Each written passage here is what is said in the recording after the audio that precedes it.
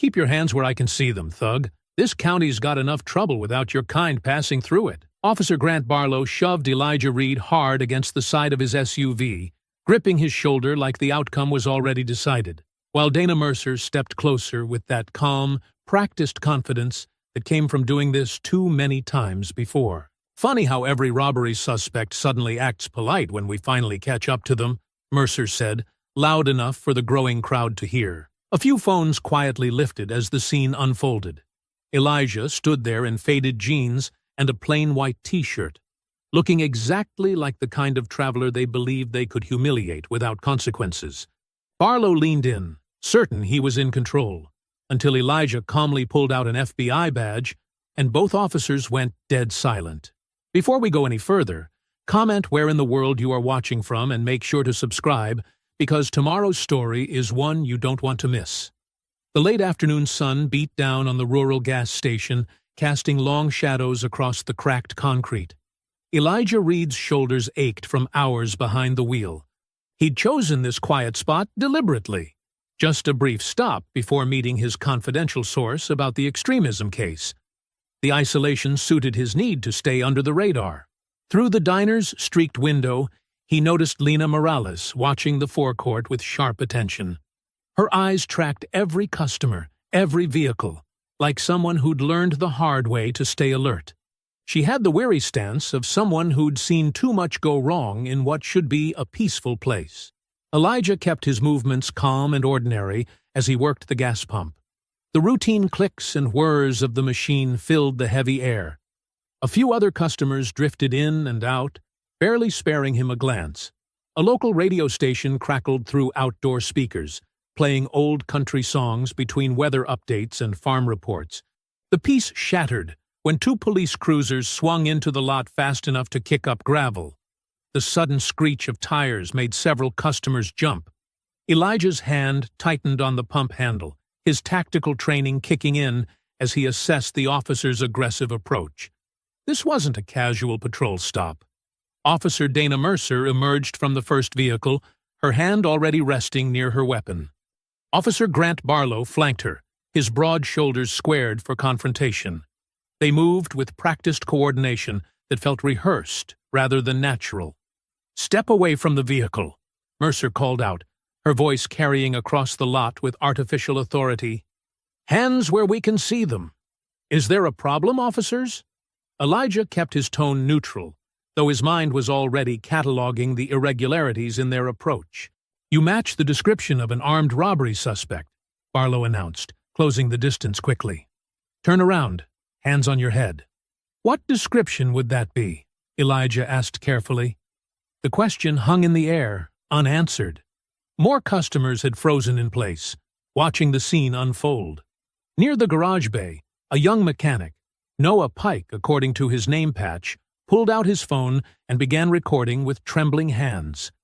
His face showed the internal struggle of someone who knew he might pay a price for documenting this moment. Mercer positioned herself to block the clearest view from the diner, her movements too precise to be coincidental. "Sir, comply immediately, or we will use force." Inside the diner, Lena Morales had gone completely still, her experienced eyes noting how the officers seemed to know exactly where to stand, how to control sight lines. This wasn't the confused urgency of officers spotting a possible suspect. This was choreographed, expected. "I'm reaching for my ID," Elijah said clearly, keeping his movements slow and deliberate. But before his hand could move, Barlow closed the distance. "Against the vehicle now!" The officer's command carried an edge of anticipated satisfaction rather than professional concern. The few customers still pumping gas backed away, faces showing a mix of discomfort and resignation. They'd seen this before, Elijah realized. This station had witnessed similar scenes play out, leaving silence in their wake. The heat pressed down as Barlow's hands roughly patted him down. The search more about dominance than procedure. Elijah could feel the officer's breath on his neck, hot with anticipated victory. Every movement was designed to humiliate rather than investigate. "Officer, I'd like to know what specific description I'm supposed to match." Elijah tried again, maintaining his professional calm despite the growing tension. The question seemed to irritate Barlow, whose grip tightened noticeably. "Shut your mouth," Barlow growled, loud enough for the growing crowd to hear. "You'll speak when we tell you to speak." Noah's phone captured every second, though his hands shook slightly. He'd angled himself to catch the clearest view while trying to remain unobtrusive. His jaw was clenched, eyes wide with the knowledge that he was witnessing something wrong. Lena had moved to the diner doorway, her face a mask of controlled anger. She'd seen too many incidents like this, watched too many people swallow their pride and dignity just to survive the encounter. But something about this stop felt different, more deliberate, more personal. The air grew thicker with tension as Barlow continued his aggressive pat-down. Every customer who tried to leave found their path subtly blocked by Mercer's positioning. She wanted witnesses, Elijah realized. Witnesses to whatever was about to happen. "Face down on the hood," Barlow ordered, his voice carrying a hint of anticipation that made nearby witnesses shift uncomfortably. When Elijah didn't move fast enough to satisfy him, Barlow grabbed his shoulder. In one violent motion, he slammed Elijah forward against the hot metal of the SUV. The impact knocked the breath from Elijah's lungs and sent a spike of pain through his chest. The crowd gasped. Noah's phone wavered, but kept recording. Lena's hands gripped the doorframe so hard her knuckles went white. And in that moment, as the public display of force reached its ugly peak, the entire gas station seemed to hold its breath, waiting to see what would happen next. The metal of the SUV burned against Elijah's cheek as Barlow pressed him harder against the hood. Mercer twisted his arm behind his back, her grip betraying years of practice at causing just enough pain to stay within policy. The pressure increased steadily, making his shoulder joints strain. "On the ground if you keep resisting," Barlow threatened, his breath hot against Elijah's ear. "Your choice how this goes." Elijah forced his muscles to stay loose, despite every instinct screaming at him to defend himself. Years of training and experience had taught him that reaction now would only feed their narrative. He kept his voice steady and clear, projecting for the witnesses he knew were watching. "Officers, this is an unlawful detention without probable cause or reasonable suspicion," he said, measuring each word carefully. "You have provided no legitimate description of any suspect I supposedly match." Barlow's laugh carried across the suddenly quiet lot. "Listen to this one, Dana. Thinks he's a lawyer. Sir, continuing to resist will result in additional charges." Mercer responded in that practiced, emotionless tone that made abuse sound like procedure. "We are conducting a lawful investigative stop based on reasonable suspicion of criminal activity." Near the garage, Noah's phone remained steady, capturing every word and movement. His young face showed conflict, the fear of getting involved wrestling with the knowledge that someone needed to document what was happening. A middle-aged man in work clothes took a step forward, clearly wanting to intervene. Lena caught his eye from the diner doorway and gave a slight shake of her head. Not yet. The tension needed to play out without escalation that could get someone hurt. "I am going to reach for my identification," Elijah announced clearly, keeping his movement minimal. "My wallet is in my back right pocket. I am telling you now that I am a federal—" "Shut up!" Barlow cut him off, increasing the pressure. "You don't give orders here."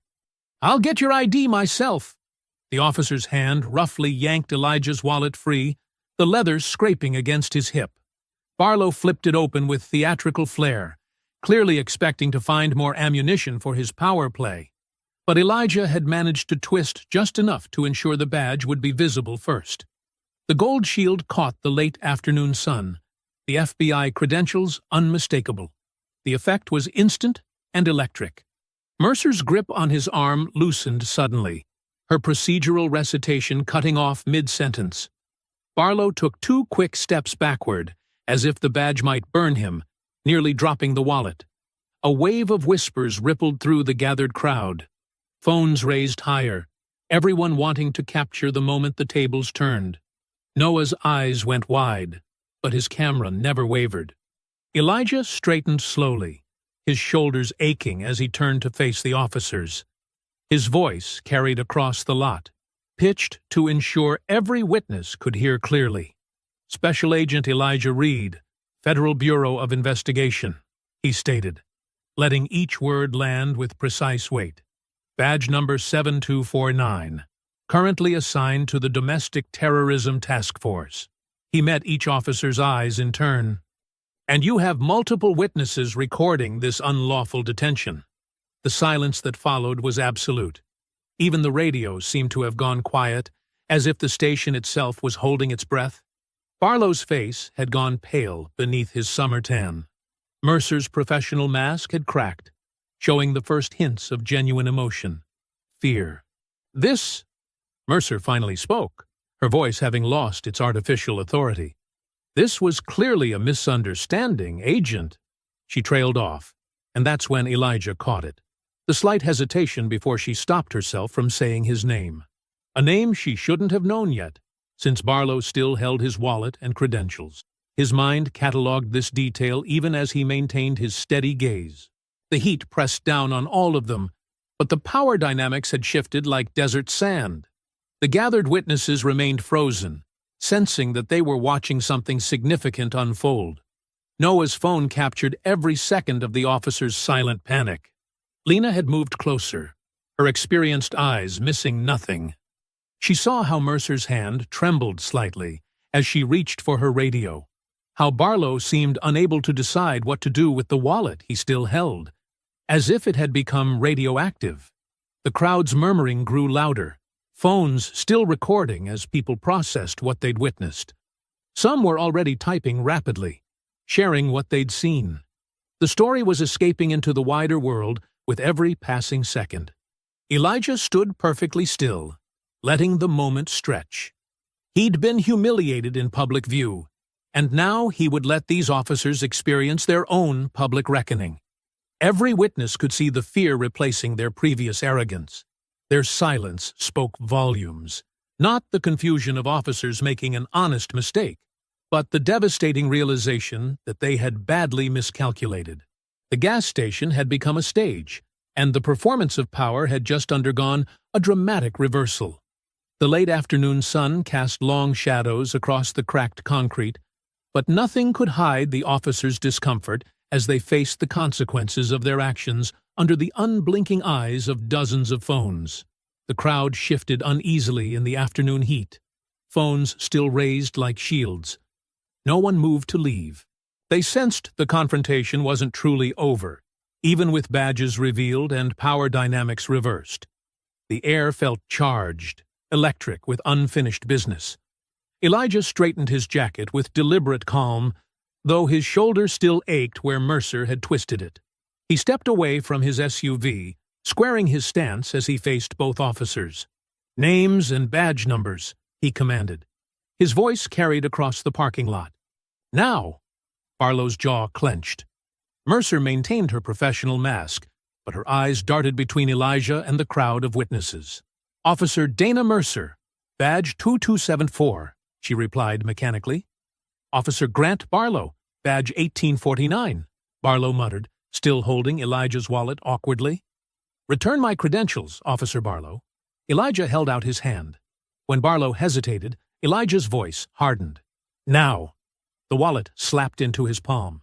Elijah tucked it away without breaking eye contact. "Explain the legal basis for this stop," he demanded. "What specific description did I match? What robbery are you investigating? I want times, locations, and incident numbers." Mercer cleared her throat. "We received reports of a suspicious vehicle matching." "What make and model?" she faltered. "A dark-colored SUV. There are 3 other dark SUVs at these pumps right now." Elijah cut in. "Why specifically target my vehicle, Officer Mercer?" "Agent Reed, if you'll allow me to explain." She stopped abruptly, realizing her mistake. "Interesting," Elijah said softly. "You know my name. But Officer Barlow only just checked my ID, didn't he?" The silence stretched. Noah's phone captured every second of their discomfort. Barlow's hand twitched toward his radio, then dropped away. "I suggest you both return to your vehicles," Elijah said. "Expect contact from the Bureau regarding this incident." As the officers retreated, Elijah pulled out his phone. He dialed the confidential source he'd driven hours to meet, a former militia member willing to discuss domestic extremist networks in the region. The phone rang repeatedly before going to voicemail. He tried again. Nothing. Lena Morales approached quietly, her eyes following the officers as they climbed into their cruisers. She'd watched the entire scene unfold from her diner doorway. "They knew you were coming," she said in a low voice. "This wasn't random. We see a lot of stops here. Black families, Latino workers, out-of-state plates with the wrong bumper stickers, but nobody with your kind of authority." Elijah studied her face. "How long has this been happening?" "Years. Getting worse lately." She glanced at the retreating police vehicles. "Most folks don't file complaints. Those who do, nothing comes of it. Papers get lost. Witnesses change their minds." Noah stepped forward, phone still in hand. "I got everything, sir. The whole stop, from when they first pulled in. I can send you the video. I'd appreciate that." Elijah noted the young man's nervous energy, the way he kept checking over his shoulder despite his determination to help.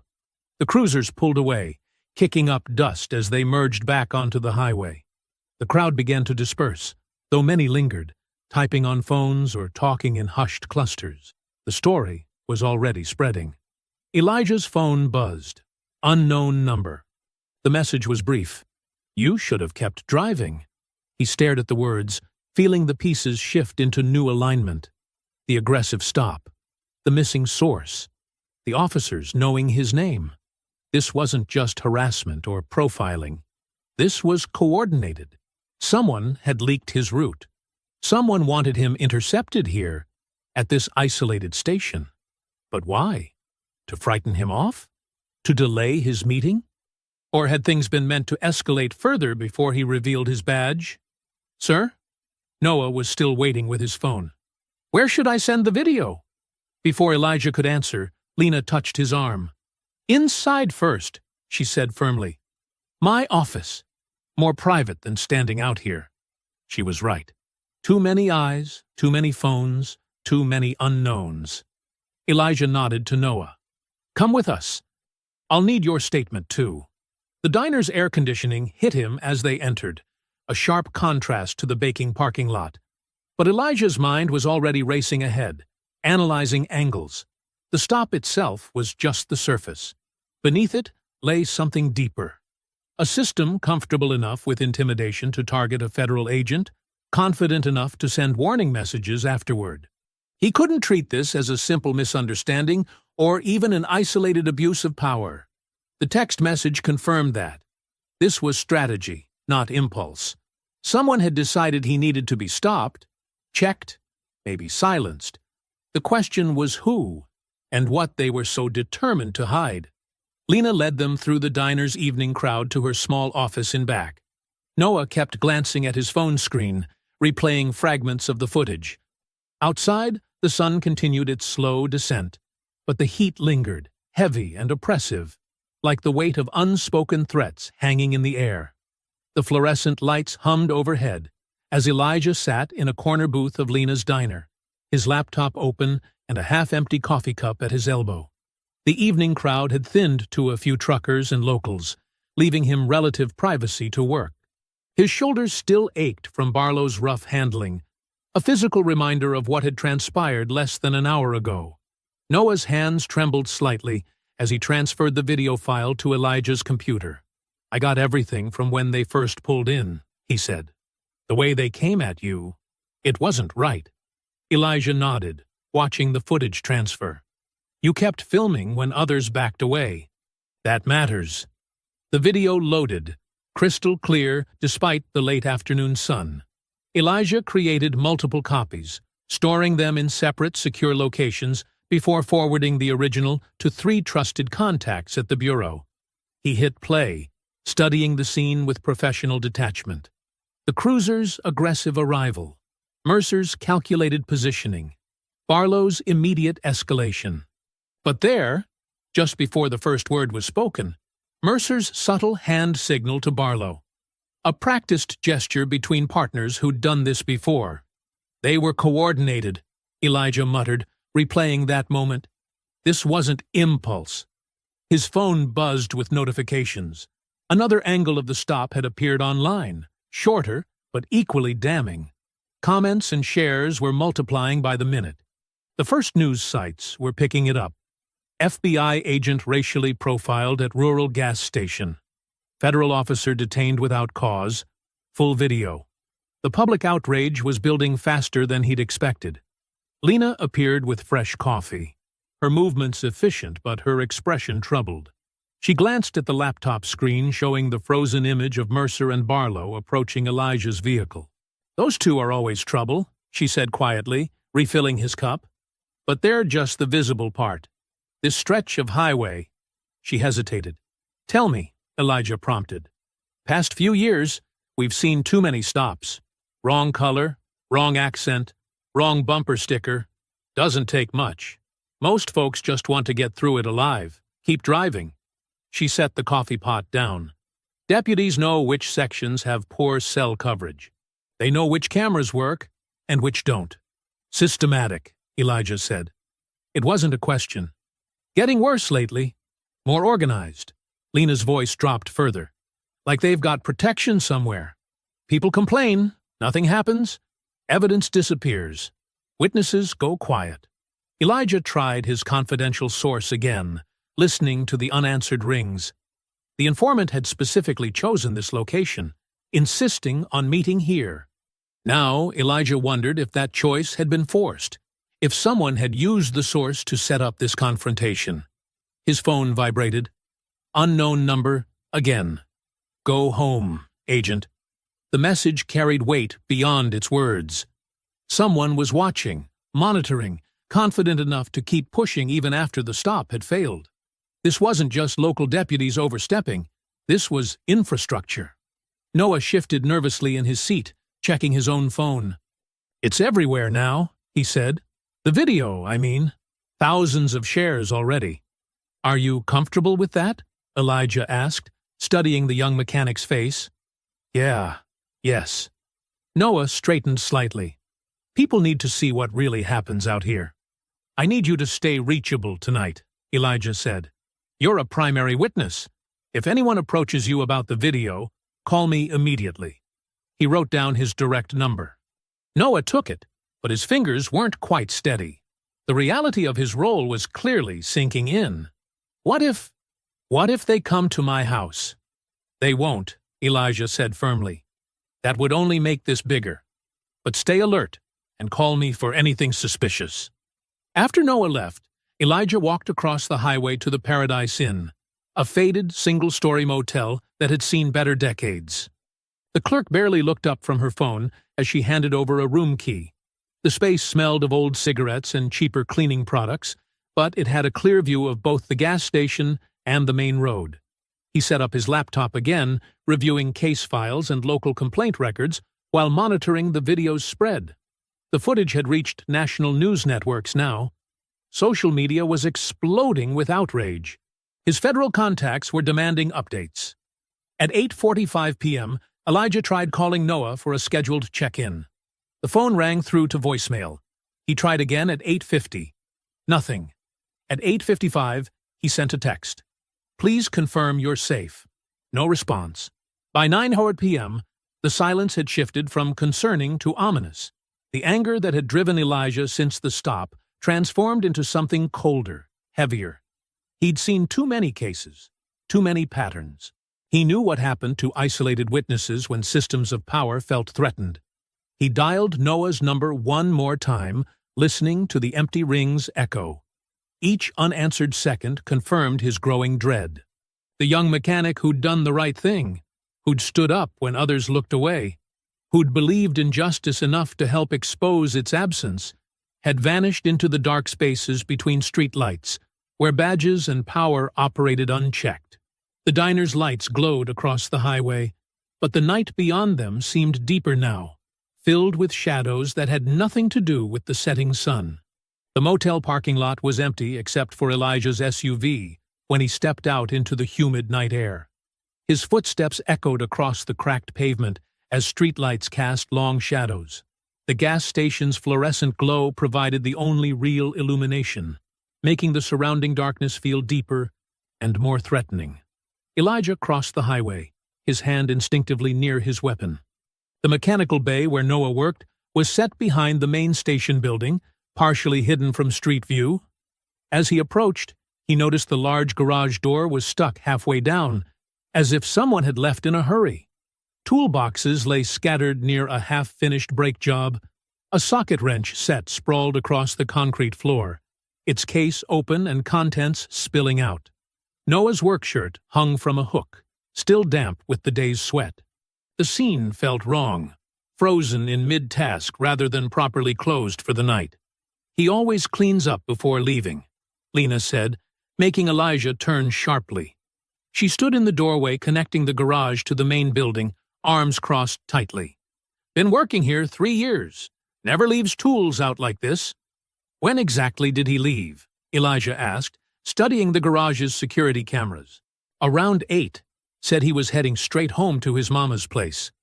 Lena's fingers worried at her sleeve. He seemed nervous, kept checking his phone. "But he said he was fine when I asked." Elijah found Noah's business card pinned to a corkboard, showing an address on Maple Creek Road. "His truck's not here?" "No, old blue Ford F-150.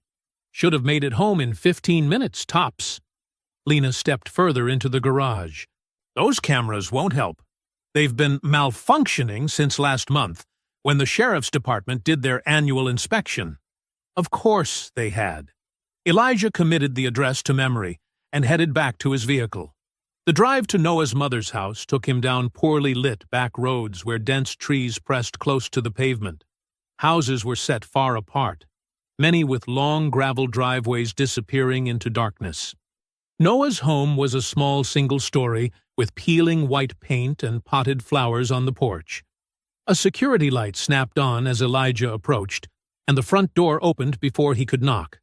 Margaret Pike was a thin woman in her 50s, with Noah's same watchful eyes and nervous energy. "You're the FBI agent," she said immediately. "From the video." "Noah's not here." "When did you last hear from him?" Elijah kept his voice calm despite his rising concern. "He texted at 8, said he was leaving work." Her hands twisted in her apron. "But there was this truck parked down the road earlier. Dark color, tinted windows, just sitting there with its lights off for almost an hour. When I called the sheriff's office, they said they'd send someone to check. Nobody ever came." Elijah's jaw tightened. "Did you recognize the truck, or see anyone inside?" "No, but—" She glanced over her shoulder as if checking who might be listening. 2 weeks ago, some deputies came by asking strange questions about Noah, about his phone, his computer. Said it was routine follow-up from a minor accident. But Noah never had any accident. The pattern was becoming clearer. They'd been watching Noah even before today's video, perhaps monitoring several potential witnesses. Elijah took detailed notes about the truck and the deputy's visit, then assured Margaret he would find her son. Back in his vehicle, Elijah called his federal task force contacts. The responses were oddly muted, bureaucratic. "File a missing persons report through proper channels," one supervisor suggested. "We'll review jurisdiction in the morning," another promised. No urgency, no immediate resources, as if they wanted this handled slowly, officially, safely buried in procedure. By midnight, Elijah sat in his motel room surrounded by spread-out maps and documents.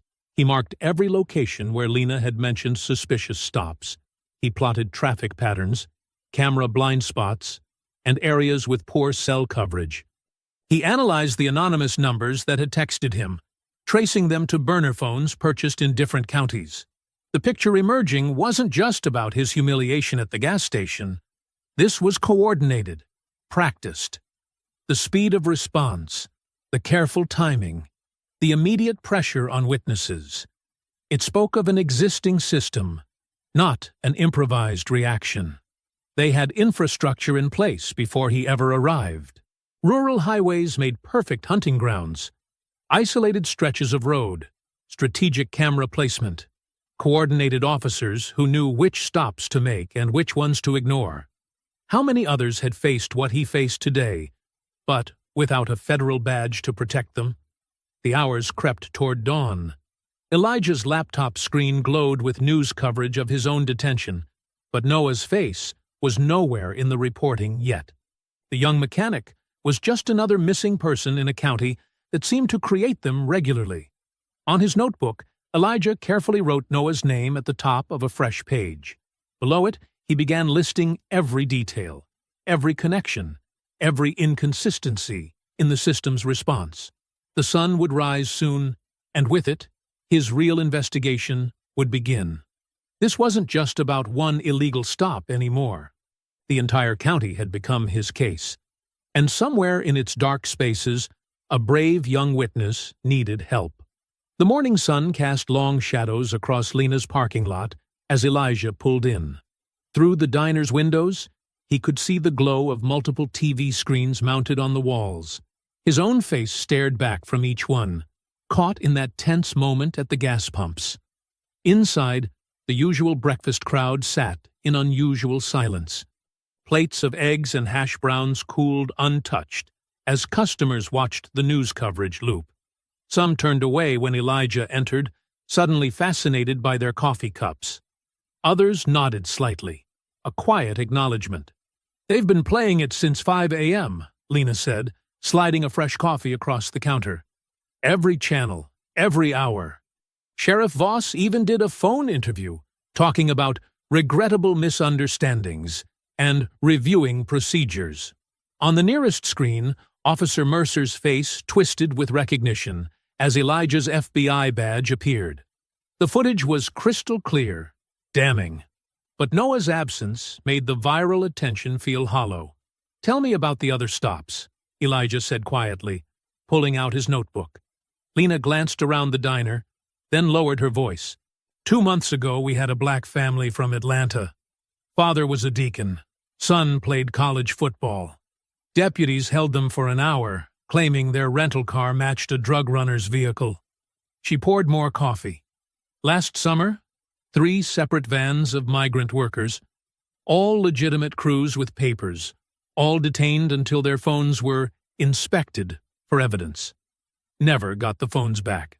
"Any activists?" Elijah asked. "Environmental group last spring, heading to protest a pipeline. Deputies said they had reports of eco-terrorists." Lena's mouth tightened. "They were college kids with camping gear. One girl got roughed up when she tried filming." Elijah spent the next hour gathering names and dates. Most incidents happened along specific stretches of highway. Route 23 between mileposts 140, 155, County Road 8 near the state forest, the access road by the old factory. Strategic locations, good sight lines, limited escape routes. By 8 o'clock, he was knocking on doors in a small subdivision where one of the detained families lived. The deacon's wife answered, recognized him from the news, and invited him in despite her obvious fear. "They had guns drawn on my 17-year-old, she said, hands shaking as she described that night. "Made him lie face down on hot asphalt. When my husband tried to record it, they said he was interfering with police business."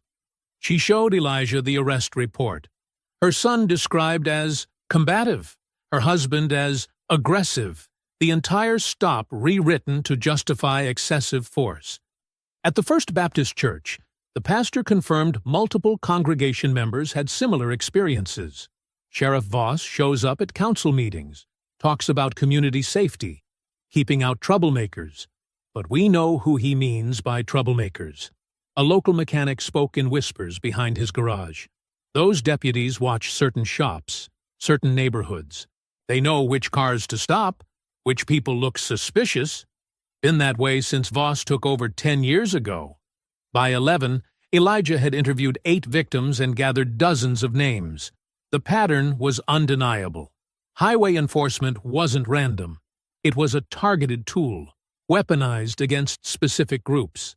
The stops clustered in zones that created perfect traps, isolated stretches where help was far away, and witnesses were rare. He called his federal supervisory agent from the church parking lot, reporting clear evidence of coordinated civil rights violations. The response was immediate but tepid. "We need to follow proper channels," his supervisor said. "File the preliminary paperwork. Let local internal affairs do their initial review." "I have multiple witnesses describing systematic abuse," Elijah interrupted, "and a missing person who filmed police misconduct. This needs immediate." "Agent Reed, you're emotionally invested after your personal incident. Let's not escalate tensions without cause." The resistance felt wrong. Not just bureaucratic caution, but active deflection.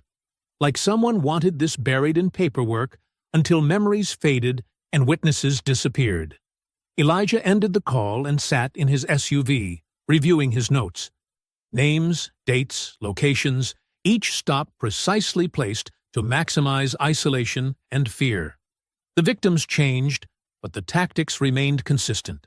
Bogus, probable cause, immediate escalation, seized phones, manipulated reports. A machine built to grind down resistance through routine humiliation. And someone in his own chain of command wanted him to back off. Movement in his rear-view mirror caught his attention. A patrol car had pulled into the church lot, engine idling. The deputy inside made no move to approach, just sat watching. After 2 long minutes, the cruiser pulled away slowly. Message delivered. They knew where he was, what he was doing, who he was talking to. Just like they'd known he was coming yesterday. Just like they'd known Noah would film them. The question was, who told them? The courthouse square baked under the midday sun as people gathered around the makeshift podium. News vans lined the street, their satellite dishes reaching toward the cloudless sky. Local reporters clutched notepads while national correspondents adjusted their microphones, all waiting for Sheriff Nolan Voss to address yesterday's viral confrontation. Elijah stood at the crowd's edge, studying faces. Some residents avoided his gaze. Others offered subtle nods of support. A few glared openly, already choosing sides. 2 deputies flanked the courthouse steps, hands resting casually on their belts. A quiet reminder of who controlled this space. Right on schedule, Sheriff Voss emerged from the building.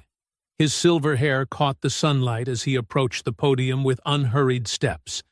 He wore no uniform today, just pressed slacks and a blue button-down that made him look more like someone's kindly grandfather than a law enforcement officer. The crowd's murmurs died down as he adjusted the microphone. "Good morning, friends and neighbors," Voss began, his voice warm and measured. "I know many of you are concerned about the incident that occurred yesterday at Morales gas station. Let me be clear. This department takes any allegation of misconduct very seriously." Elijah watched the performance with growing unease. Voss wasn't defensive or angry. He was reasonable, concerned, almost sad that anyone would question his deputy's integrity. "What happened yesterday was an unfortunate misunderstanding during a legitimate investigation," Voss continued. "Our officers were responding to reports of an armed suspect in the area. They followed standard procedure for a high-risk stop, only to discover they had detained a federal agent. Once his identity was confirmed, the situation was immediately de-escalated." The sheriff paused, looking directly into the TV cameras. "I've already ordered a full internal review.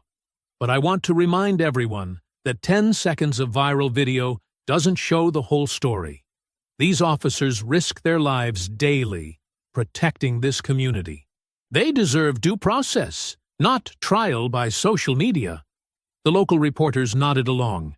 They'd known Voss for years, trusted him, relied on him for quotes and access. He was transforming yesterday's ugly reality into something more palatable. Just a misunderstanding between professionals. Nothing to see here. "As for Special Agent Reed," Voss said, his tone suggesting reasonable concern, "we welcome federal law enforcement partnerships. But if he has concerns about our procedures, my door is always open for a professional discussion. There's no need to inflame tensions in our peaceful community." The message was clear. Elijah was the outsider causing trouble, not the deputies who had assaulted him. Voss never mentioned Mercer or Barlow by name, never addressed the missing witness, never acknowledged the pattern of similar stops. He simply reframed everything in careful, reasonable language that made resistance sound unreasonable. As the crowd began dispersing, Elijah noticed a female deputy watching him from near the courthouse door. She was younger than most of Voss's personnel, maybe early 30s, with short brown hair and an expression that suggested internal conflict. When their eyes met, she gave a barely perceptible nod and started walking toward him. "Agent Reed," she said quietly as she passed. "Deputy Rachel Sloan. Keep walking like we're not talking." Elijah matched her pace, maintaining casual distance. She slipped a folded note into his pocket without breaking stride. "Don't trust the case logs," she murmured. "Check timestamps against dispatch records. That's all I can say here." Before he could respond, she veered away toward a patrol car, leaving Elijah to continue walking alone. He waited until he was back in his SUV to read the note. "Too many eyes in daylight. Will text location later." The afternoon stretched long as Elijah dug through public records at the county clerk's office. What he found confirmed Rachel's warning. Complaint numbers jumped inexplicably, suggesting missing reports. Traffic stop logs showed impossible gaps, as if certain hours had been erased. And Lena's gas station appeared in service calls far too frequently for random chance. He cross-referenced addresses, dates, and officer badge numbers. Patterns emerged in the chaos, specific deputies working specific zones at specific times. The same names kept intersecting. Mercer, Barlow, 3 others he didn't know yet. Their stops clustered around isolated locations where witnesses would be scarce and help would be far away. The sun was setting when Rachel's text finally arrived. "Old Marshall Feed Store. 30 mians. Come alone." Elijah drove through deepening twilight to the abandoned building on the edge of town. Paint peeled from its weathered walls, and broken windows gaped like empty eye sockets. He parked behind the loading dock where his vehicle wouldn't be visible from the road. The engine ticked as it cooled. Crickets chirped in the tall grass. A train whistle sounded in the distance. Elijah watched shadows lengthen across the cracked pavement, wondering if Rachel Sloan was truly reaching out for help, or if she'd been ordered to lure him into an ambush. He checked his weapon, then his phone signal. 1 bar of service. The closest business was a truck stop 2 miles away. If this was a trap, he was isolated. Just like Noah had been. Just like all those traffic stops had been. The gravel crunched under tires as Rachel's unmarked department car pulled behind the feed store. She parked facing outward, engine off, but keys in the ignition. Every few seconds, her eyes darted to the mirrors, watching for approaching headlights on the empty road. Elijah stepped out of his SUV's shadow as she emerged. Rachel's uniform was crisp, but her hands trembled slightly as she gripped a thick manila folder. "I shouldn't be here," she said, voice barely above a whisper.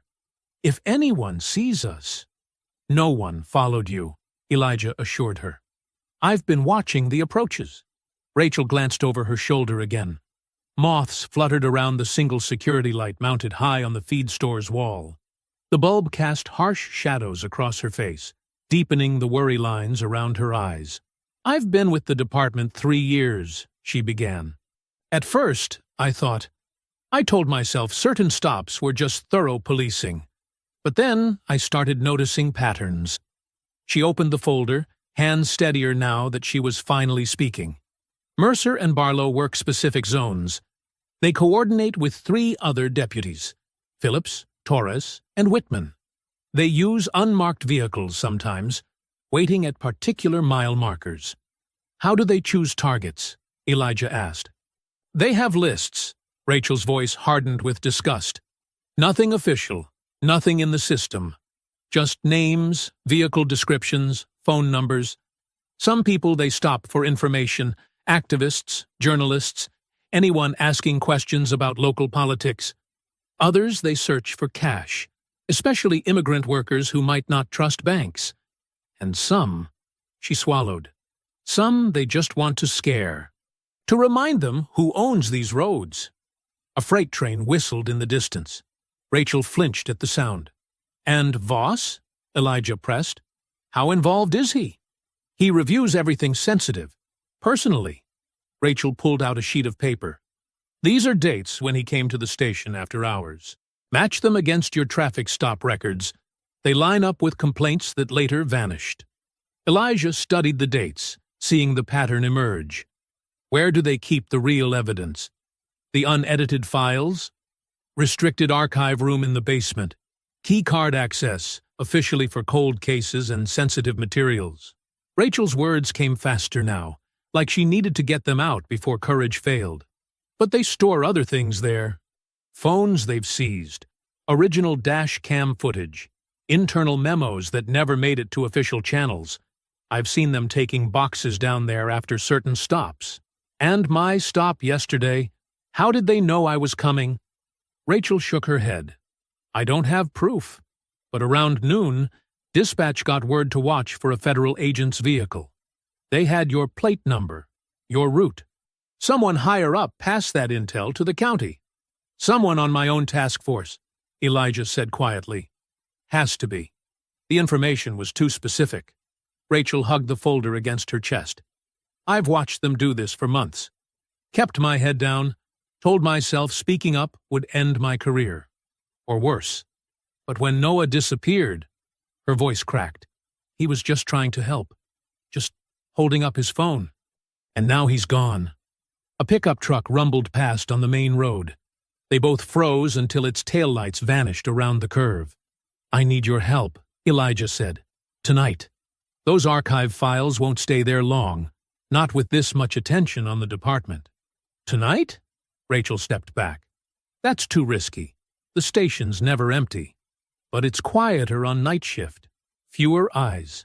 Elijah kept his voice calm, reasonable. Every hour we wait is another hour for them to clean house. And Noah's still out there somewhere. Rachel paced a tight circle, boots scuffing the gravel. The security light buzzed overhead, its harsh glare emphasizing her internal struggle. If they catch us, she started. They'll do worse if we wait, Elijah finished. You've seen how they operate. Now that Noah's missing, they'll start eliminating loose ends, including deputies who might talk. That landed. Rachel stopped pacing and stared at the dark fields beyond the feed store. Shift change is at 10, she said finally. Night crew takes about 20 minutes to settle in. Most of them stay up front near dispatch. The archive room. She took a deep breath. I can get us in. My key card still works for basic access. And if we find proof, then I'll testify. About everything. Rachel's voice steadied with the decision. But we have to find something concrete. Something they can't bury or explain away. They spent the next hour planning entry points and timing. Rachel sketched the station's layout on the back of a report, marking cameras and patrol patterns. Elijah memorized escape routes and blind spots. At 9:45, they pulled out separately, taking different roads toward the sheriff's station. Elijah parked in the shadows of a closed insurance office across the street. Rachel's unmarked car blended with other deputy vehicles in the side lot. Through his windshield, Elijah watched uniformed figures moving under the station's fluorescent lights. Day shift deputies emerged in casual clothes, heading for their cars. Night shift arrived with coffee cups and tired expressions. The normal rhythm of a small-town police station cycling through its routines. Except nothing about this station was normal. And somewhere in its basement, filed away in darkness, lay the proof that could tear the whole corrupt system down. The dashboard clock clicked to 9:55. 5 minutes until shift change began. Elijah checked his weapon, then his phone. One last message to a trusted contact with his location and intent. Across the street, Rachel sat motionless in her car, watching the same clock count down. The metal door clicked softly as Rachel's key card granted access. She held it open just wide enough for Elijah to slip through behind her. The station's side entrance opened into a maintenance corridor lit only by exit signs that cast everything in dim red shadows. Stay close to the wall, Rachel whispered. Camera blind spot runs all the way down. They moved in silence, footsteps muffled on the industrial carpet. The night shift's voices echoed from the front desk area, but this section remained empty. Rachel led them past supply closets and break rooms, pausing at each corner to check for movement. The stairwell to the basement levels required another card swipe. Rachel's hand shook slightly as she pressed it to the reader. The lock disengaged with a heavy thunk that seemed too loud in the quiet hallway. Record storage is through 2 more secure doors, she said, descending the stairs. But my clearance only works on the first one. We'll have to... She stopped short. The second door already stood partially open, light spilling from inside. Someone's been here tonight, Elijah said quietly. Rachel nodded. They're probably destroying evidence right now. They approached cautiously, but the archive room appeared empty. Metal shelving units created narrow aisles filled with boxes and equipment. A desk lamp cast harsh shadows across scattered files and electronics. Here, Rachel pointed to a section marked Special Holdings. This is where they keep the sensitive materials. Elijah began examining boxes while Rachel photographed their contents. The evidence of systematic abuse was overwhelming. Phones with cracked screens and missing batteries lay tangled in Ziploc bags, many without proper evidence tags. Handwritten lists showed names, addresses, and vehicle descriptions organized by highway zone and county district. Look at these drives. Elijah held up several unmarked USB sticks. Just dates, no case numbers or incident reports. Those would be the real dash cam footage, Rachel said, before they edit it for official records. Large county maps hung on a corkboard, covered in colored pins and handwritten notes. Certain highway stretches were highlighted, with times and locations marked in careful detail. It wasn't random harassment. It was a coordinated campaign of intimidation and control. Elijah pulled out his own flash drive and began copying files from a computer terminal. Rachel documented the maps with her phone, hands steady now despite the risk. We need to hurry, she said. Night shift does rounds every 30 minutes. The metallic click of the door made them both freeze. Officer Mercer stood in the doorway, her face tight with cold fury. I knew you'd try something stupid, Rachel. Before either could move, Officer Barlow appeared behind her, filling the exit with his bulk. Got your message about suspicious activity in the archives. Guess you were right. Dana, Rachel's voice cracked slightly. This isn't what you think. It's exactly what I think. Mercer stepped into the room. You're helping an outsider attack your own department. Your own people. These aren't my people, Rachel shot back. Not after what I've seen. Barlow moved first, swinging his baton at Elijah's head. Elijah ducked, and the weapon crashed into a metal shelf, sending files cascading to the floor. Rachel lunged for the door, but Mercer caught her arm, twisting it brutally behind her back. The room erupted into chaos. Shelving units rocked as bodies slammed against them. Papers and electronics scattered across the floor. Barlow swung again, but Elijah deflected the strike and rammed his shoulder into the larger man's chest, driving him back into a filing cabinet. Rachel struggled with Mercer, but the female officer had leverage and training. She slammed Rachel face first into the desk. The impact knocked the wind from Rachel's lungs and split her lip. Elijah saw an opening and grabbed Barlow's baton arm, twisting until the weapon clattered free. He kicked it across the floor and drove his elbow up into Barlow's jaw. The officer staggered, giving Elijah precious seconds to snatch his flash drive from the computer. "Rachel!" he shouted. "Move!" She managed to drive her heel into Mercer's knee, breaking free with a gasp of pain. Elijah grabbed her arm and pulled her toward the rear corridor just as Barlow recovered his balance. An alarm began blaring through the building. Someone had triggered a security alert. Red emergency lights strobed through the hallways as they ran. Rachel stumbled, clutching her ribs, but Elijah kept her moving. "Split up," she gasped as they reached the parking lot. "Less suspicious, if we're not together." Elijah helped her to her car. "Can you drive?" She nodded, pressing a hand to her bloody lip. "I know somewhere safe. Lena has a friend, retired nurse. She helps people who can't go to hospitals. Text me the address once you're clear. I'll meet you there. They peeled out of the lot in opposite directions just as more deputy vehicles came screaming around the corner, lights flashing. Elijah took a maze of back roads, watching his mirror for pursuit.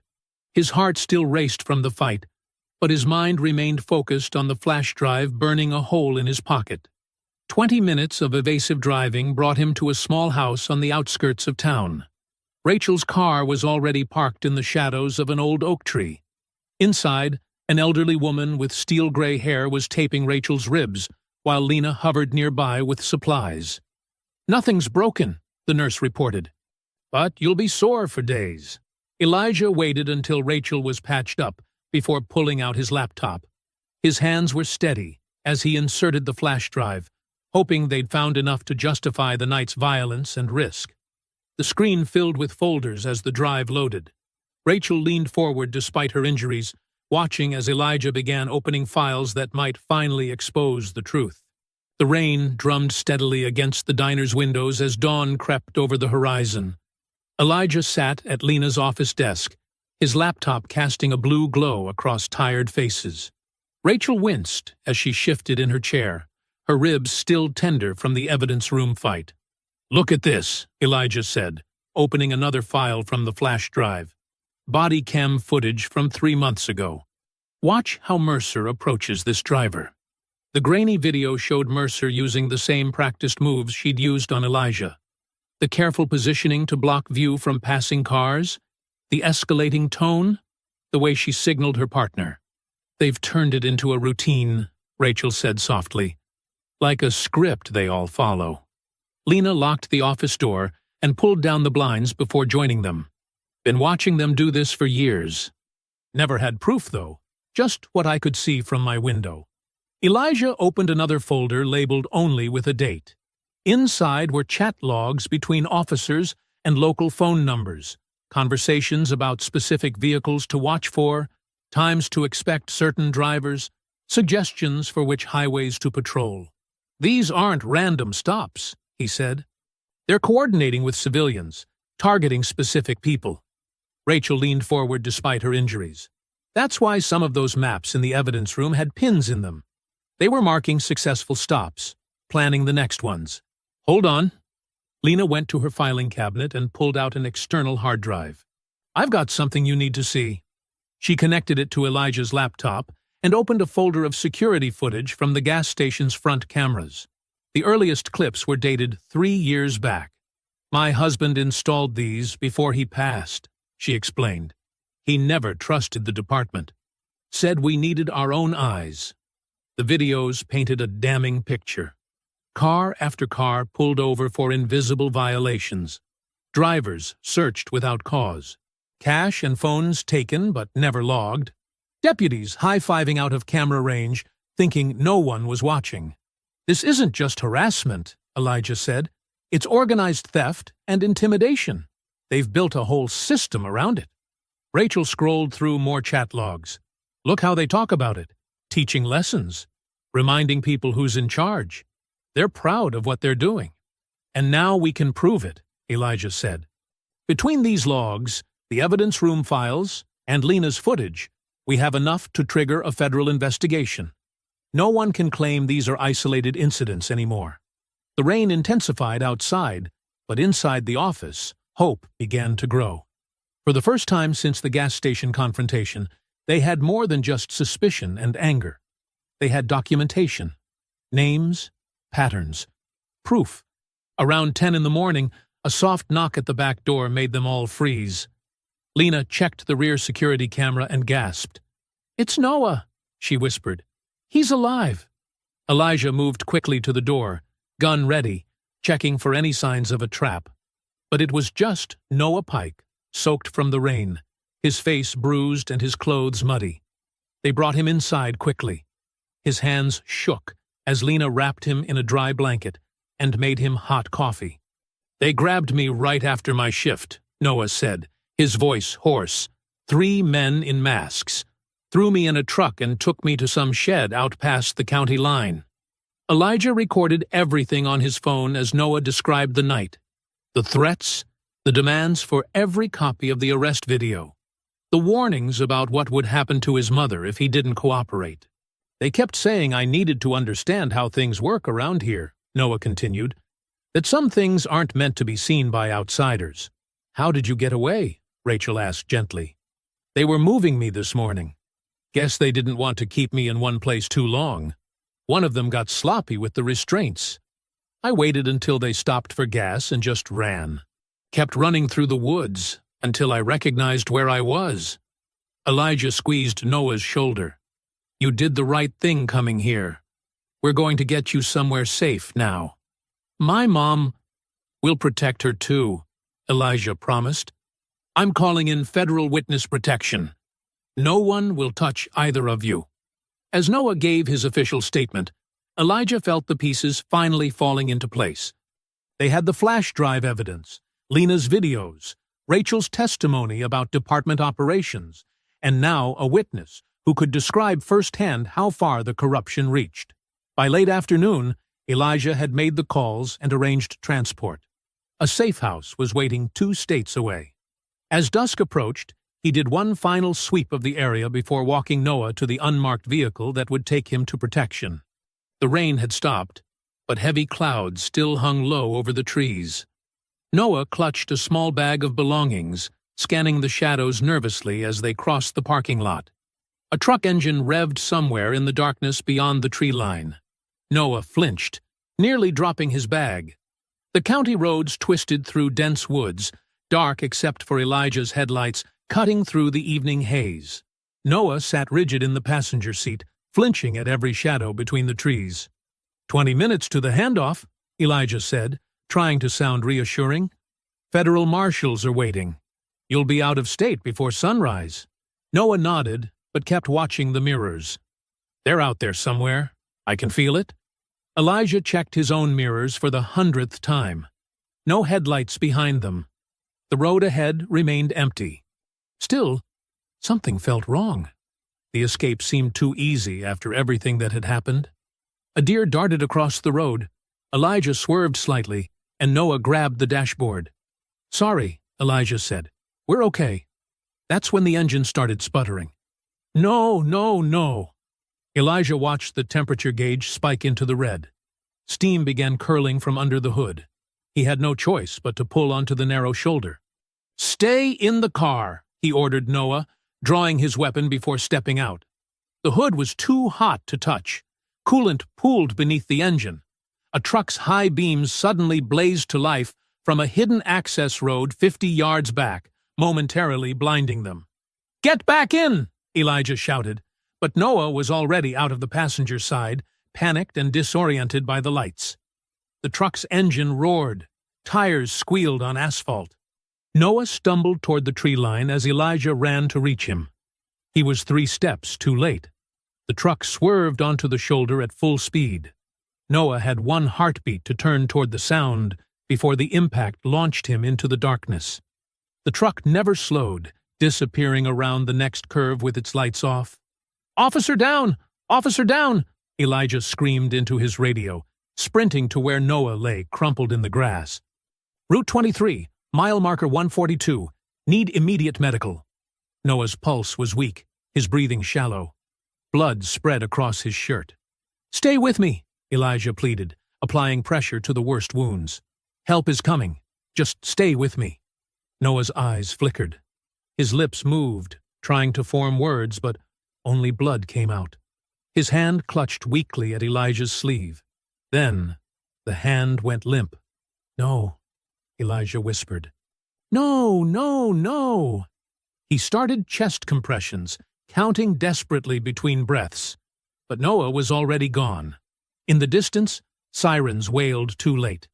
Elijah was still kneeling beside the body when the first responders arrived. He watched numbly as they confirmed what he already knew. Noah Pike, age 26, pronounced dead at the scene. His phone buzzed. A text from Rachel. They just suspended me. Internal Affairs claims I'm mentally unstable, making up stories about department corruption. They're calling the evidence room incident a paranoid break. I'm done. Elijah's hands shook with rage as he typed back. Stay safe. Don't trust anyone. At the diner, Lena helped him connect the flash drive to check what evidence they still had. The screen filled with error messages. File after file came up corrupted, reduced to random code. It was a trap, Elijah realized. The drive had malware. They wanted us to take it, to think we had proof. Now it's all gone. All of it? Lena asked. Everything we took from the evidence room. They let us think we were winning so they could destroy it all at once. A crash of breaking glass cut through their despair. Orange light flared as something ignited in the storage room. Smoke poured through the doorway. "Back door!" Elijah shouted, grabbing Lena's arm. They ran for the exit as flames climbed the walls. The heat pressed against their backs. The door handle burned Elijah's palm, but he yanked it open. They stumbled into the parking lot, gasping for clean air as fire engulfed the room they'd just left. Firefighters arrived quickly, but the damage was done. The storage room and office were gutted. Any remaining evidence had been reduced to ash. Elijah's phone rang. It was his technical team, confirming what he'd dreaded.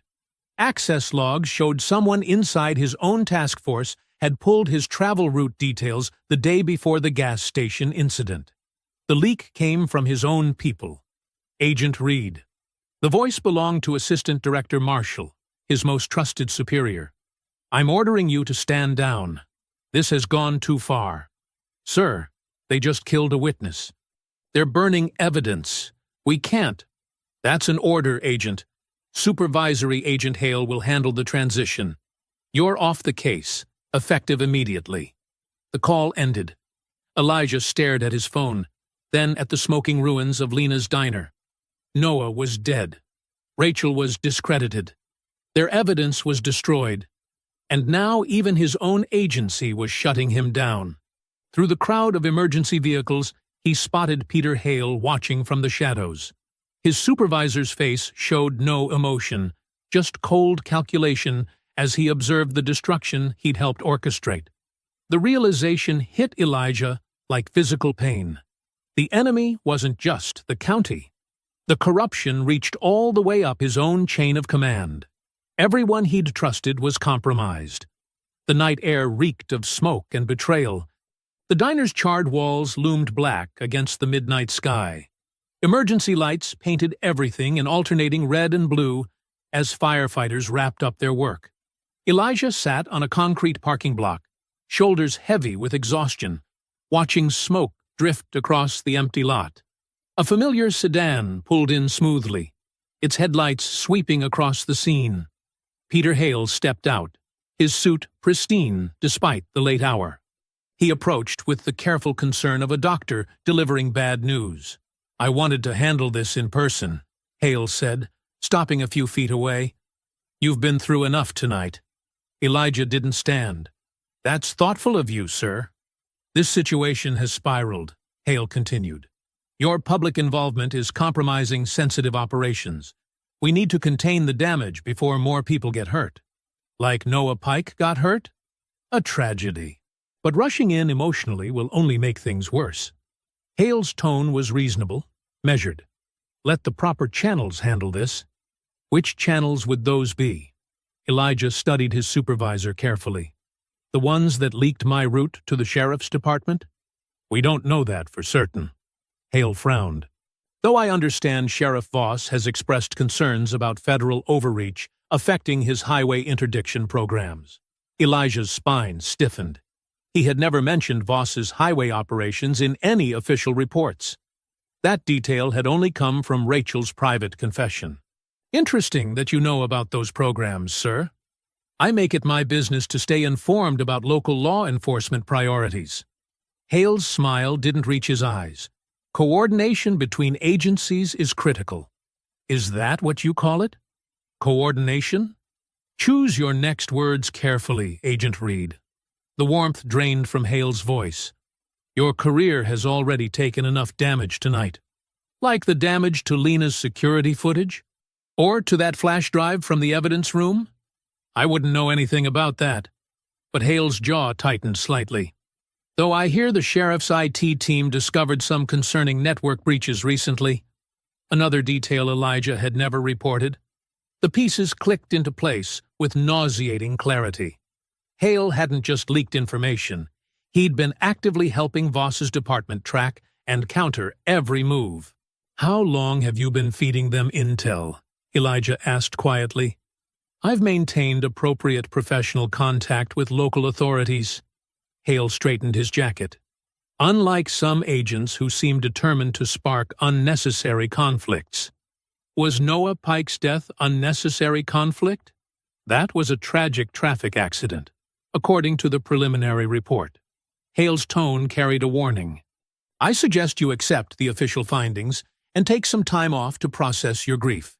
Elijah wanted to grab him by the throat and demand answers, but without proof, confronting Hale directly would only get him suspended faster. He forced his voice to stay steady. "Is there anything else you need, sir?" "Just your badge and credentials. Temporary suspension. Pending review." Hale held out his hand. Standard procedure after a traumatic incident. Elijah slowly placed his badge and ID in Hale's palm, feeling naked without them. "Get some rest," Hale said.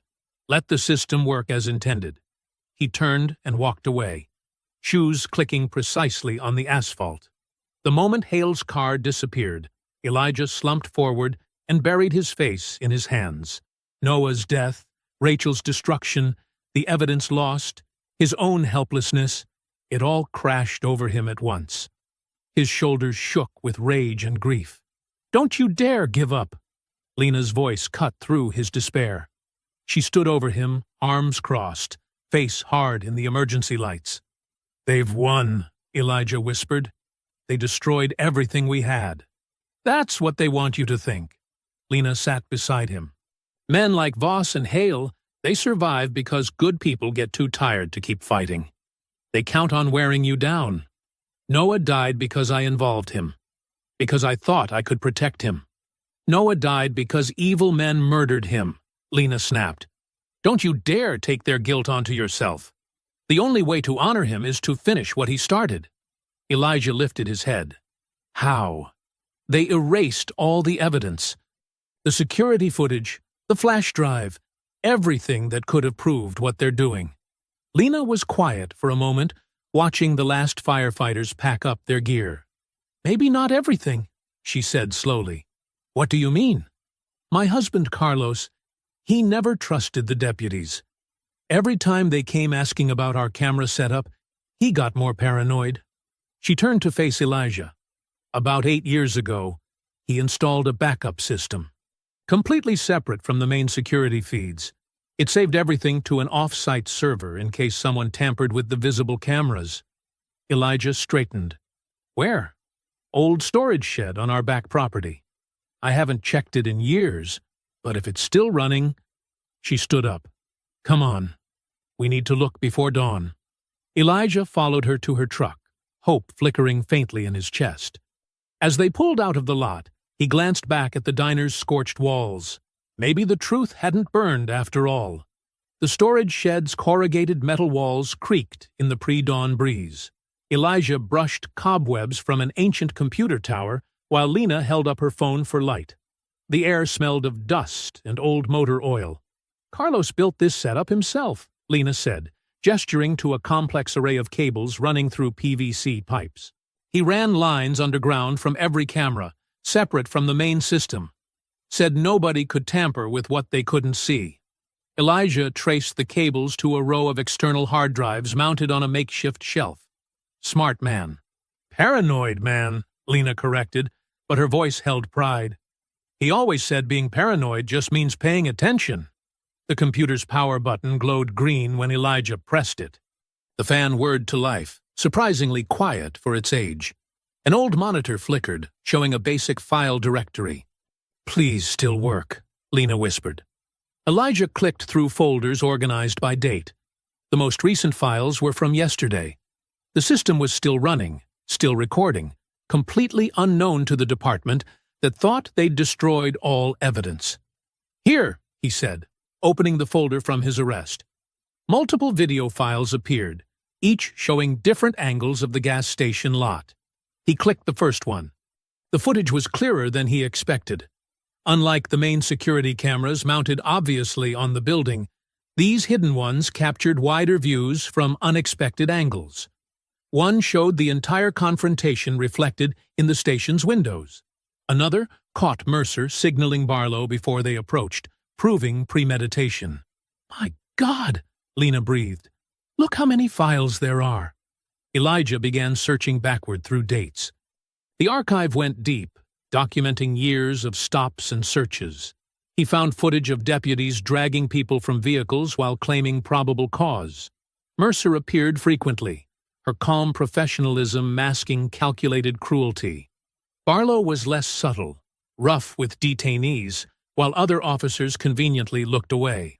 "There," Lena pointed. A clip showed Mercer planting something in a car's trunk during a search, while Barlow blocked the owner's view. In another, they laughed and joked after reducing an elderly black man to tears. "They knew where the visible cameras were," Elijah said, "but these caught everything they thought was hidden." He found multiple clips showing unmarked pickup trucks arriving after certain stops, usually when phones or laptops were seized. The same vehicles appeared too often for coincidence. Then a familiar face appeared in frame. Sheriff Voss himself, speaking quietly with deputies after a particularly aggressive detention. "Wait," Lena said suddenly. "Go back to yesterday morning." Elijah reversed through files until she told him to stop. The footage showed a dark pickup idling near the gas pumps hours before Noah disappeared. The same truck witnesses had reported near Noah's house. "They were waiting for him," Elijah said quietly. "They knew he had the video of my arrest."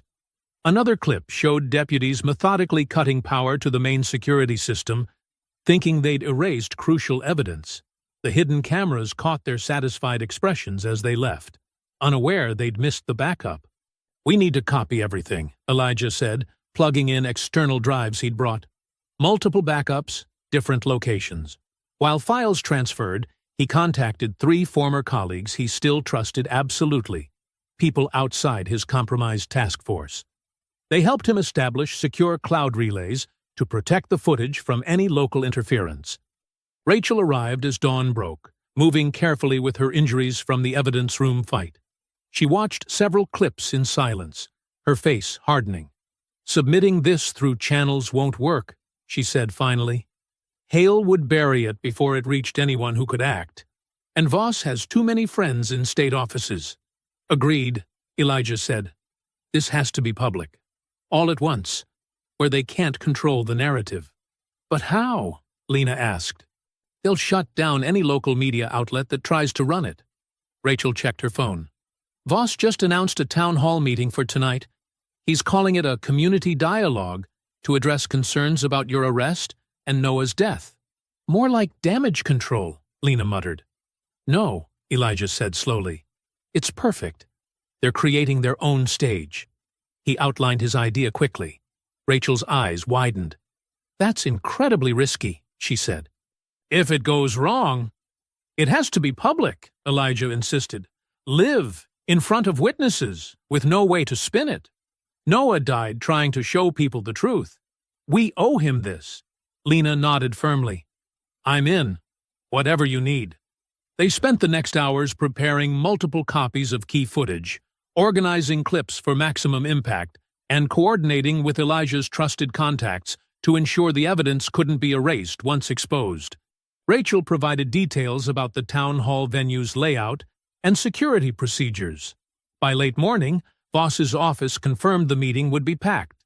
Local media, church leaders, activists, and concerned citizens all planning to attend. The sheriff clearly intended to reassert control over the narrative.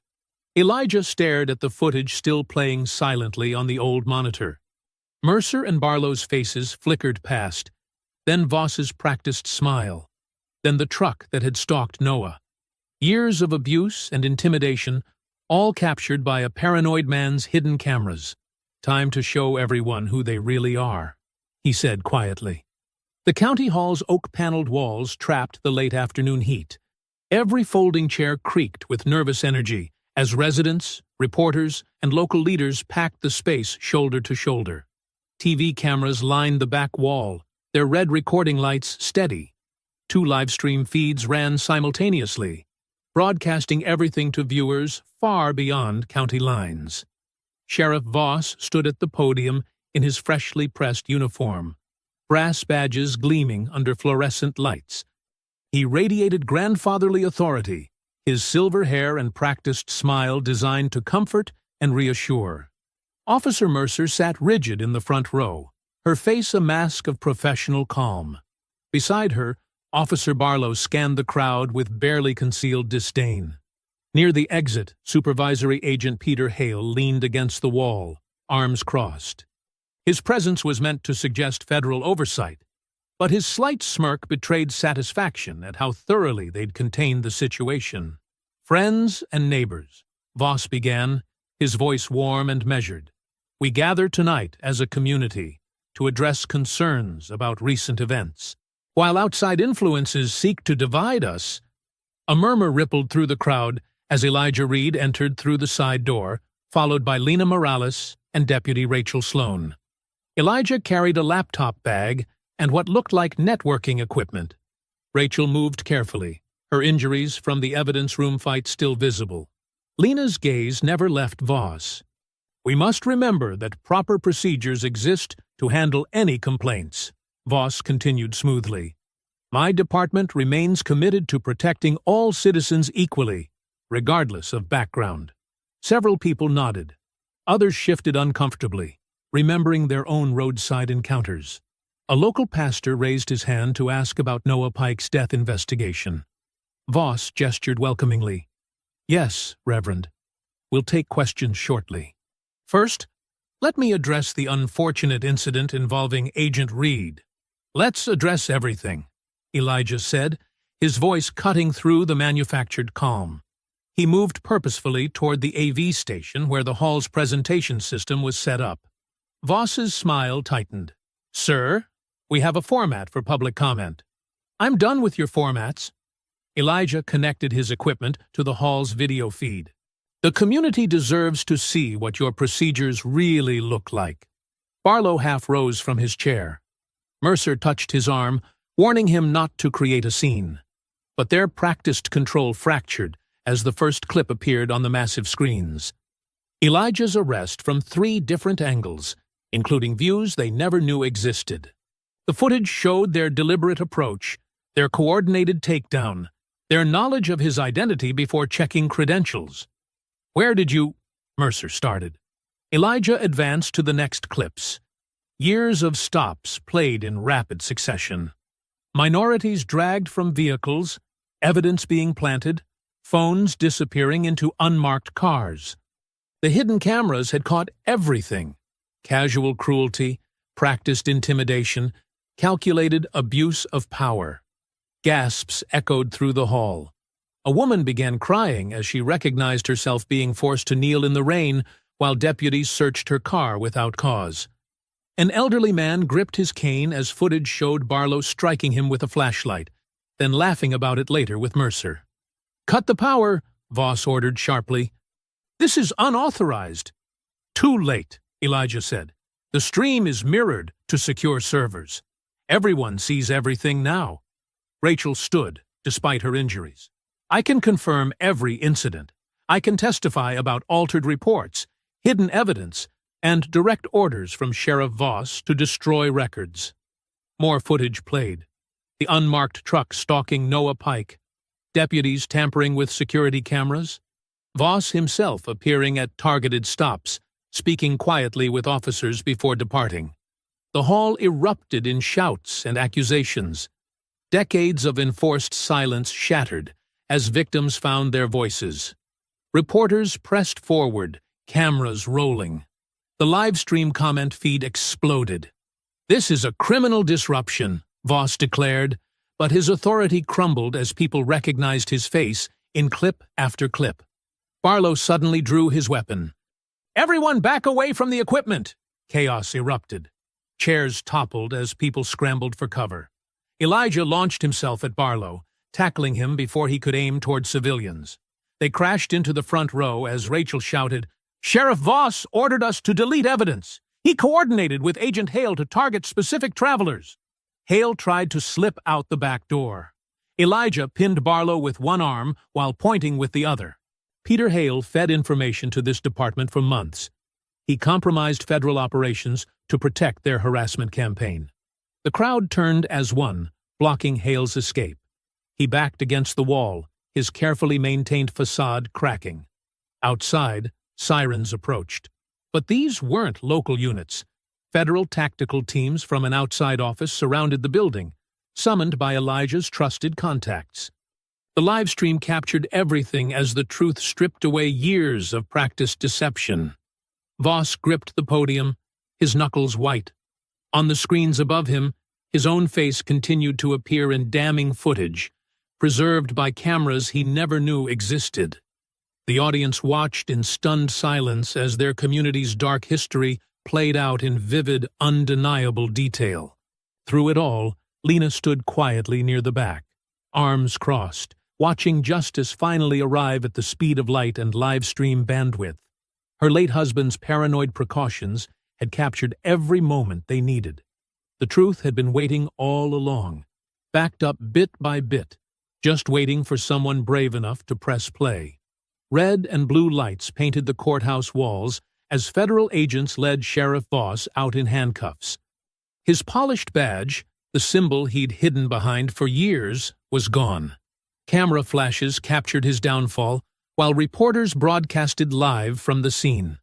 Behind him, Mercer and Barlow followed in restraints, their uniforms stripped of rank insignia. Sheriff Nolan Voss, you're under arrest for conspiracy against rights, deprivation of rights under color of law, and witness tampering resulting in death, the lead agent announced, loud enough for every microphone to catch. Peter Hale emerged last, suit jacket wrinkled, professional mask shattered. Two agents gripped his arms as he stumbled down the steps. The sight of a corrupt federal supervisor in custody sent a powerful message. No badge, regardless of jurisdiction, would shield abuse anymore. Across town, tactical teams breached the sheriff's department. They seized computers, weapons, patrol vehicles, and filing cabinets. Deputies who weren't implicated stood aside, watching years of entrenched power crumble. In the evidence room where Elijah and Rachel had fought days earlier, agents discovered more drives, more altered reports, more proof of systematic targeting. We'll need statements from everyone, an agent told Elijah as they watched the raids unfold. But this time, people will be heard. Through the night, victims came forward. The church basement became an impromptu processing center where federal investigators recorded testimony. The elderly deacon described his grandson's roadside humiliation. The school counselor detailed vanished migrant workers. The black veteran showed his flashlight scar. But now their words carried weight, backed by video that couldn't be dismissed or buried. "I thought nobody would ever believe us," a woman said softly, after describing how Mercer had threatened her children during a stop. "I thought we just have to live with being afraid." Rachel sat with investigators for hours, protected now rather than persecuted. She outlined the department's structure, identified key players, and confirmed what the hidden cameras had caught. Her insider knowledge helped map the extent of corruption. Deputy Sloan's testimony will be central to multiple cases, the lead prosecutor told Elijah. "We're arranging witness protection and immunity." Dawn broke over a transformed county. News helicopters circled, capturing federal vehicles outside the station. National outlets ran breaking updates. Civil rights organizations pledged support for coming lawsuits. State officials announced emergency oversight measures. In the weeks that followed, justice gained momentum. Class action suits advanced on behalf of hundreds of victims. Reform committees formed with community input. The department's leadership was dismantled and rebuilt under outside supervision. Lena's diner rose from the ashes stronger than before. Customers and neighbors helped repair fire damage, replace equipment, and restore the gathering place that had witnessed so much. The corner booth where Noah Pike often sat received a small brass plaque, "In memory of the young man who chose truth over silence." He'd be proud to see this, Lena told Elijah as they watched volunteers paint fresh walls. Sometimes, One person's courage changes everything. The Justice Department contacted Elijah about heading a new civil rights enforcement initiative. The role would let him address systemic abuse across multiple jurisdictions, using lessons from the county case to drive broader reforms. "We need people who understand both sides of the badge," his supervisor explained, "and who won't back down when power pushes back." 6 weeks after the town hall exposure, Elijah returned to the gas station. This time he came not as a target, but as an honored guest. The forecourt, where he'd been slammed against his SUV, now held folding chairs for a community gathering. Families who'd once hurried past now stood proudly in the open. Local clergy offered prayers for healing. Reporters waited respectfully to document the moment. Lena had mounted a permanent plaque near the pumps. "On this spot, truth confronted power. In memory of Noah Pike and all those who refused to be silenced." "I wish he could see this," Rachel said quietly, standing beside Elijah. Her injuries had healed, but the determination in her eyes remained strong. Children played without fear where patrol cars had once prowled. Elderly couples who'd avoided the station for years now sat in lawn chairs, sharing stories of survival and resilience. The fear that had gripped the highway for so long was finally breaking. Neighbors approached Elijah throughout the afternoon, no longer afraid to be seen speaking with him.